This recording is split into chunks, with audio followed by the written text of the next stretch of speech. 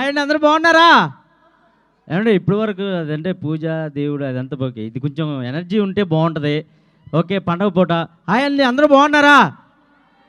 ఇంకొంచెం గట్టిగా బాగున్నారా?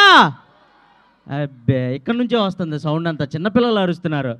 కొంచెం ఒక పూట ఉన్న వాళ్ళు వద్దులే కానీ మిగతా వాళ్ళు అరవండి ప్లీజ్. బాగున్నారా? Yeah thank you so much. ఇక్కడికి రావటం, మీ అందరం కలుసుకోవటం చాలా చాలా చాలా హ్యాపీగా ఉందండి.